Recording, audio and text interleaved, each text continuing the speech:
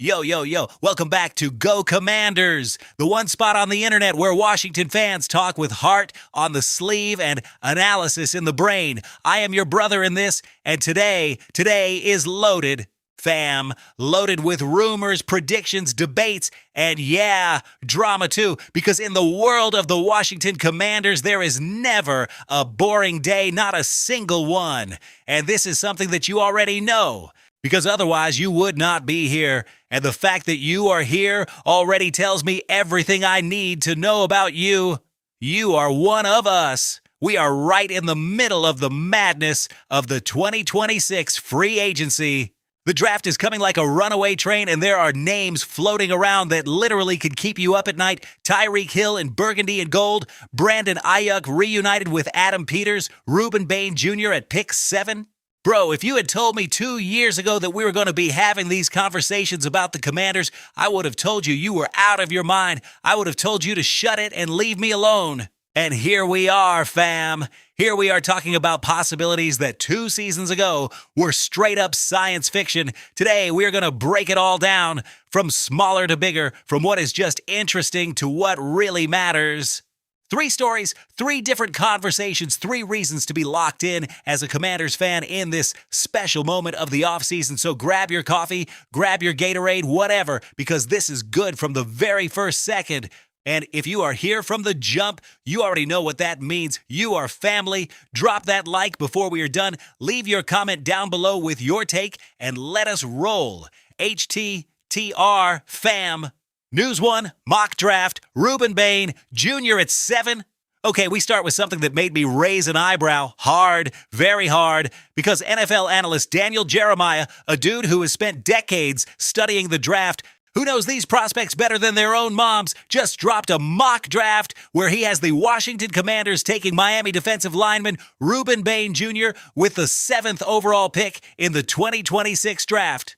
And when I read that, I was like, hold up. Stop. What did you just say, bro? For real? Seriously? Pick 7? Another pass rusher? Give me a second because I need to process this. Okay, I am good now. Let us be fair because here we are analytical, not reactive. Ruben Bain Jr. is a real talent, a first-tier talent, actually. Nobody here is going to deny that because that would be a lie. The dude played at the University of Miami and put up absolutely elite production as a pass rusher during his college run.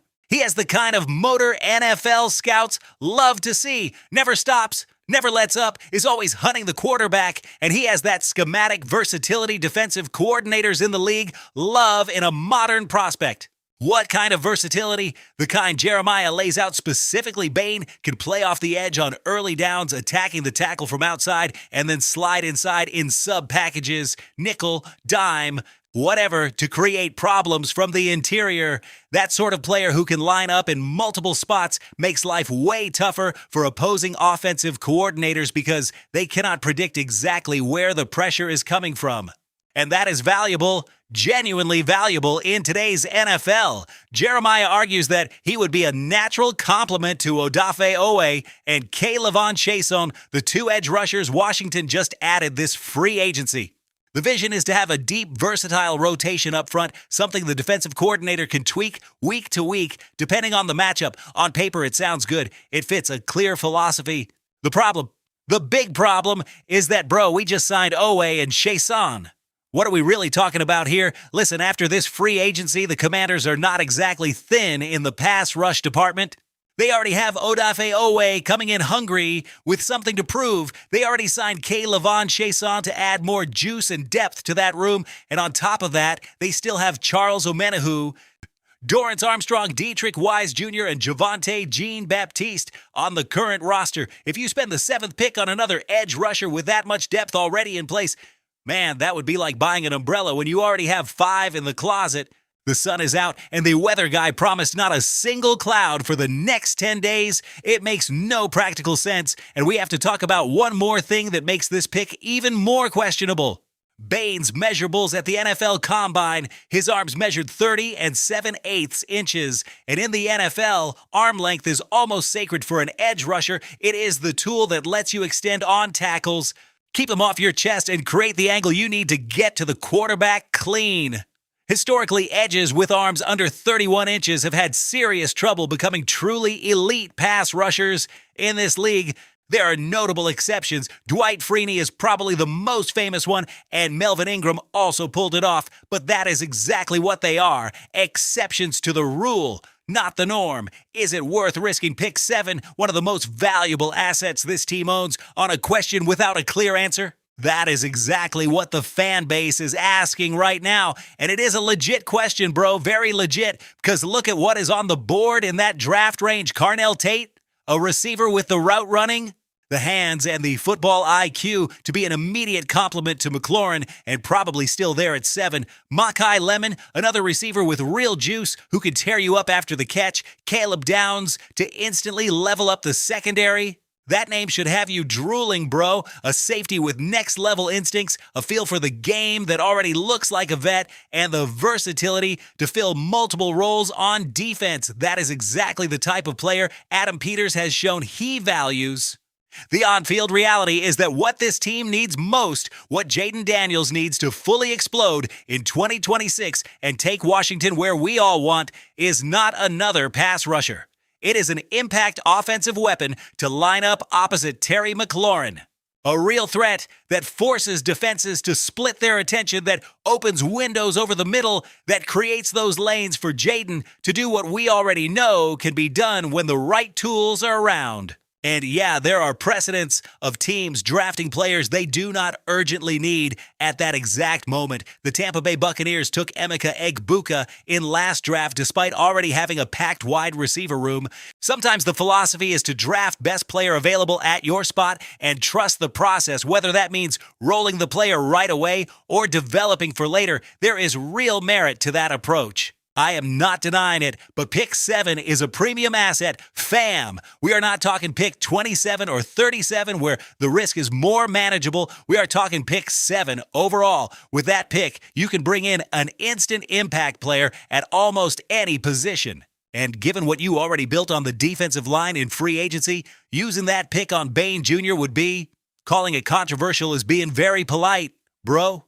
Very polite. Personally, I think Adam Peters has more information than we can see from the outside. Always does. That is the job. But if you ask me right now, sitting here with you, I am taking Caleb Downs, or I am moving aggressively to get that impact receiver this offense needs to make the final jump. You tell me in the comments, fam, would you use pick 7 on Bain Jr., or is there someone else in this draft you would rather see walking into Washington already rocking burgundy and gold? Down below, that comment box is all yours. I want to read every single take. Okay, bro, that draft talk has me thinking hard, got me processing, but hold up, because now we are stepping into a completely different zone. A zone that involves legs that maybe do not run quite the same anymore, huge contracts that evaporated, and a level of speed that for a decade straight looked flat out supernatural and unfair to every cornerback in the league. The next story has way more emotional hype and way more risk, too. Strap in. Let us go. News 2, Tyreek Hill to the Commanders. Bro, I need you to be sitting down for this one because there is an analyst from the Sporting News, Vinny Iyer, who just dropped his prediction for landing spots for the remaining free agents on the market. And what was said specifically about the Washington Commanders had my head spinning for a good while. Iyer is predicting that Washington is going to sign Tyreek Hill. Yeah, let me run that back so it sinks in all the way. The same Tyreek Hill who was on a $90 million deal with the Miami Dolphins, the same cheetah that nickname earned because, bro, the man runs like gravity is optional, who got cut by the Dolphins this offseason after a year wrecked by injuries. The same dude who back in Kansas City turned Patrick Mahomes into the most terrifying quarterback on the planet just by being on the field. That same Tyreek Hill, that is the name Iyer is tying to Washington. And Iyer's logic, to be fair, has some surface-level sense. The argument is straight up. The team could stop waiting for Brandon Aiyuk to get traded by the Niners and instead take a swing on another big play wild card. A wild card, bro, that is selling short what Tyreek Hill is at his peak, but I get what is being said. The idea is that Washington cannot just sit around forever waiting for San Francisco to sort out the Aiyuk situation. The draft is almost here. The season is coming. The team needs to make moves instead of staying in passive wait mode while the market closes around them. But this is where we need to bring the hype down for a minute and get real. Talk with real analytical honesty as fans, because there is one huge, massive, undeniable reason why this is truly complicated. Tyreek Hill suffered a dislocated knee and multiple torn ligaments that ended his 2025 season early and brutally. And it is not just that he is hurt and going through a normal rehab. It is way more complicated than that. The thing is, according to Tom Pelissero from NFL Network, one of the most reliable sources there is on medical situations in this league, it is not even clear when he is going to be ready. And worse, Pelissero was brutally direct. It is not clear at this point when or even if Tyreek is going to be able to play at all in 2026. Do you get exactly what that means? This is not a he will be back by week 4. Just be patient. This is not you bring him in by October and use him for the stretch run. This is this dude might not touch an NFL field at any point in the 2026 season. That is a massive red flag. Fam, one we cannot ignore no matter how much we love the name and the highlights. Now, let us be fully honest about why this idea still has real appeal, because we cannot just dismiss it without giving the other side its due. If Tyreek Hill is healthy, and I am putting full emphasis on that if, he is still one of the most explosive and dangerous receivers the league has seen in the last 2 decades. At 32 years old, the speed that has been on display his whole career is not something that just disappears overnight. The younger corners in this league know it. Defensive coordinators still build game plans around him, even when he is banged up. Safeties stay deeper just because of the threat. And here's the most interesting tactical angle of this whole conversation. If the Commanders already have Terry McLaurin as a legit number 1 and eventually bring in Aiyuk or some other impact receiver, Hill would not have to be the guy, would not have to carry the entire load as the main weapon, could function as a secondary or even tertiary option, adding real speed to the field, stretching defenses vertically, and being the kind of threat safeties have to respect even from 15 yards off the ball. From a pure X's and O's standpoint, a receiver like Hill, even at 75 or 80% of peak form, can totally change the geometry of a defense. When you have legit track speed on the field, safeties cannot cheat down. They cannot creep toward the line to help on the run or short routes, because in any moment that number 10 can rip downfield, and if that is not covered, it is 6 points. That threat opens space for everybody else. For McLaurin on those precision routes, for the tight end down the seam, for the running back on checkdowns that turn into big gains when a linebacker is stuck in coverage instead of a safety. Plus, bro, if the price is low, really low, like it should be given his health and the uncertainty, the financial risk becomes way more manageable. A prove-it contract, a deal packed with incentives where the money really jumps if he proves he is healthy and producing at his usual standard. That is a whole different world from handing out massive guaranteed money to someone who might not play a snap in 2026. That kind of smart, structured contract is exactly the type of move Adam Peters has already shown can be made. But y'all have to understand something basic here. This is straight up gambling.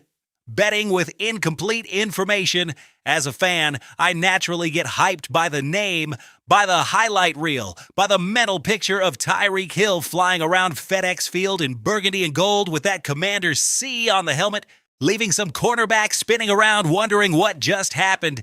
It is inevitable. That name has real magic, real history, real emotional weight that no true fan can shrug off. But as an analytical fan, as someone who sits here with you breaking down every move this team makes as honestly as possible, I have to be blunt. The Commanders have more urgent and more concrete needs to handle this offseason. They need a reliable number 2 receiver, someone Jaden Daniels can count on for all 17 weeks of the regular season. Not somebody who might be standing on the sideline in street clothes for the first half of the year. The Commanders are not in "we will take whatever we can get" mode anymore. They are building something serious, something structured, something trending upward. My stance is this: only if healthy, only if the doctors say ready to compete from day one, and only if the contract is cheap enough to make the risk minimal. If those three boxes are checked at the same time, welcome Tyreek, welcome to the family. But if there is even one real medical doubt about being ready for the start of the season, thanks Tyreek, best of luck with the rehab. Stay safe, because in Washington there is something else cooking that is way more exciting and way more secure. And what is that something else? Fam. Now we get to the main event, the one that really has Commanders fans cranked up to max level. The one you have been waiting on since this video started. Stay with me because this is the main course. News 3, Brandon Aiyuk to the Commanders. Time has come, fam. Brandon Aiyuk, let me give you the full context here because this story has layers that go way beyond a simple free agency rumor. This is a story about broken relationships, money pulled back, institutional silence, and a window of opportunity sitting in front of the Commanders right now if Adam Peters plays it right. Let us start from the very beginning. Brandon Aiyuk and the San Francisco 49ers, a relationship that started with massive potential, with a ton of hope, and that ended in a way nobody would have predicted when the receiver first flew up to Northern California. Back in August 2024, the Niners signed Aiyuk to a 4-year extension worth $120 million. $120 million. That is not some halfway commitment. That is a statement. That is an organization saying to a player, you are part of our future. You are central to what we are building. But then in October 2024, everything stopped. A knee injury sent him straight to injured reserve. And from that moment on, the relationship between Aiyuk and the 49ers started to deteriorate in ways that slowly, painfully came out over the following months. In July 2025, the organization put him on the unable to perform list, the tag they use when a player cannot take part in team activities for medical or personal reasons. Then the more worrying reports started trickling out. Aiyuk missing team meetings, not taking part in rehab inside team facilities, not really communicating his situation to the organization in a transparent way. Kyle Shanahan, the 49ers head coach, a guy who is usually pretty careful and measured when talking publicly about his players, ended up saying in a presser, I have not seen him in a month. That is the choice they are making. That is brutal to hear from a coach about a receiver on a $120 million deal. That is not a relationship you fix with a couple of good conversations. And the hammer blow came when San Francisco chose to void the guaranteed money in Aiyuk's contract for the 2026 season. The official reason, sources inside the organization say Aiyuk repeatedly refused to rehab on the timeline and inside the facilities the team laid out as part of the contract conditions. When a team pulls your guarantees for that reason, bro, that relationship is not just hurt, it is dead. And what makes it even more final is what Aiyuk did, or more accurately, chose not to do, in response. This player told the NFLPA, the union that exists specifically to protect players' money, that there would be no grievance filed, no formal fight, no attempt to claw that money back. Why does that matter so much?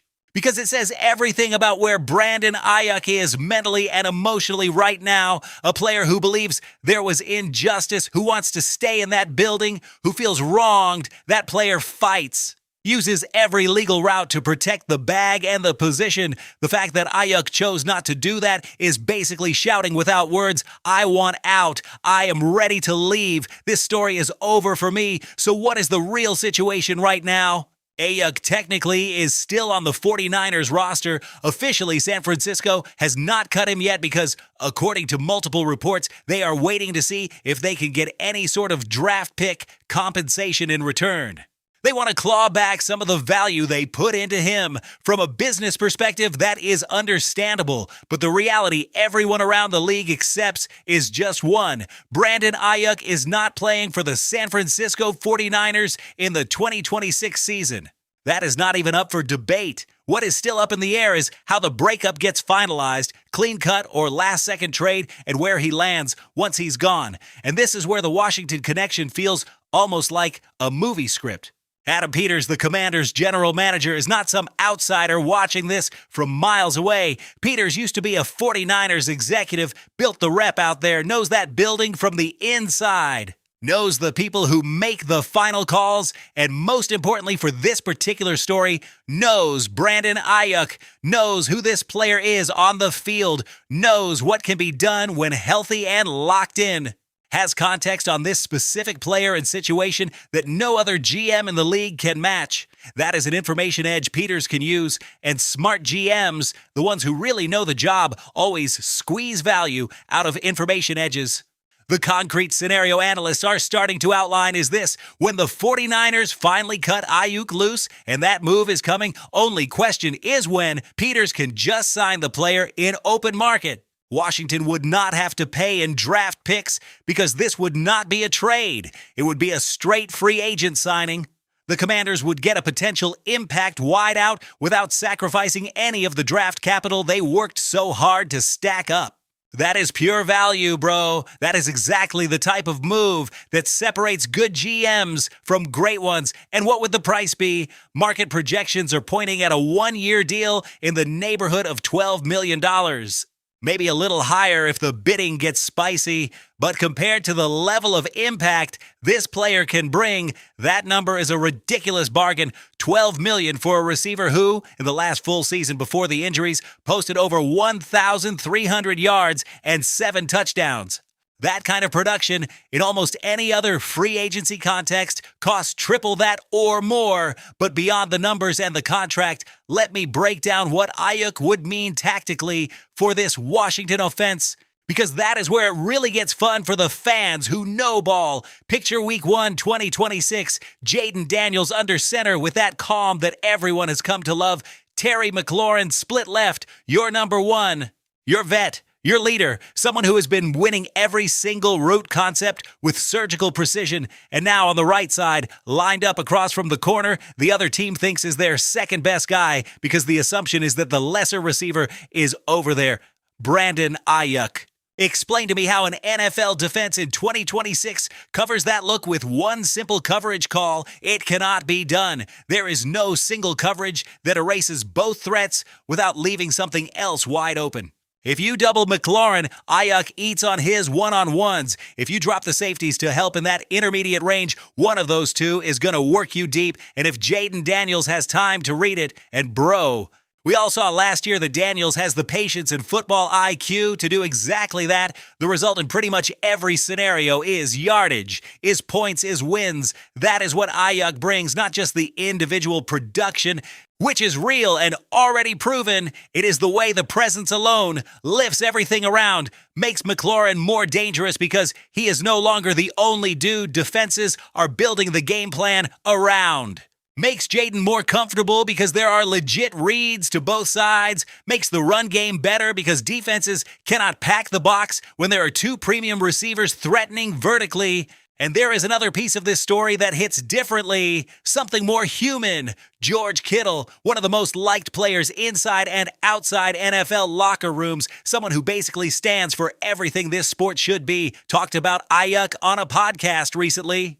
Talked about going into the weight room where Brandon was rehabbing, how there were words about love, about being there for whatever was needed, how the situation with the team did not change the relationship, how there was constant love and support, even while news stories about the falling out with the organization kept dropping week after week, and at some point, Kittle says he just did not see him there anymore. That Aiyuk disappeared from that space too. That hits, bro. That hits because it shows that behind the headlines and the contract figures and the reports about missed meetings, there is a human being who has spent the last 18 months in a really dark place. Mentally, emotionally, professionally, a player who signed the deal of a lifetime and watched it crumble along with health and the relationship with the franchise that paid it. And if there is anything a story like that deserves, it is a real fresh start, a new place, an organization that wants this player, that sees this player, that offers a chance to show who this player is when healthy and fully engaged. A city and a fan base willing to welcome with open arms and give the space to write the next chapter. Can Washington be that place? Can the Commanders be that redemption story for Brandon Aiyuk? I think yes, fam. I really do. With Adam Peters running the show, with Dan Quinn building culture, with Jaden Daniels as the kind of quarterback any receiver in the league would be happy to play with right now, Washington has all the right ingredients for this story to work. The timing could not be better. This team is exactly in the right window of its build. There is a franchise quarterback still growing. There is a number one in McLaurin still in prime. There is an upgraded offensive line that can give Daniels the time needed to operate. There is a team culture Dan Quinn has been laying brick by brick from the day of arrival. The only piece missing in this puzzle to become a real deep postseason threat is that impact number 2 receiver who makes opposing defensive coordinators sweat in their hotel rooms on Saturday night before facing Washington. Aiyuk is that player, if healthy. And everything about this situation, the business logic, the Niners position, the Peters connection, the contract math, everything points toward the same conclusion. When San Francisco cuts Brandon Aiyuk, the question is going to be whether Adam Peters is ready to make that call at exactly the right moment. My bet is that Peters already has that number queued up and is just waiting for the signal. Because that is exactly what a GM who knows the job does. Look, fam, today we went through 3 stories that together paint a pretty clear picture of where the Washington Commanders are right now in this crazy, exciting stretch of recent history, and the picture is one of ambition, of serious building, of a team that is done just showing up. This group is being built to win. The draft is still this fascinating mystery that is going to tell us a lot about Adam Peters' philosophy when the time comes. Bain Jr. Tate down, some name none of us are even talking about yet. Peters has the ability to surprise. Tyreek Hill is a romantic dream that runs headfirst into the reality of a knee that might not be able to answer the NFL bell anymore. And Brandon Aiyuk, Brandon Aiyuk is the storyline Commanders fans have been tracking for months, waiting for it to break in the best possible way for this team and this quarterback. This league flips in seconds. Fam, one tweet, one late night report, one phone call between execs nobody saw coming, and everything can change. So stay locked in because we're going to be here every single day, bringing you the freshest breakdowns, the most honest emotion, and that passion that only real Washington Commanders fans understand in their veins. If you made it all the way here, you are a real one, no doubt about it. Hit that like right now. Subscribe if you have not already because you need us in your feed, and let me know in the comments what you think. Would you bring in Aiyuk if you were Adam Peters, or would you rather roll the dice on Tyreek Hill and pray the cheetah comes back? And pick 7, what are you doing, Feppa? What would you do with that kind of asset? Down below, that comment box is all yours, and I am reading all of it. HTTR, bro. See you in the next one.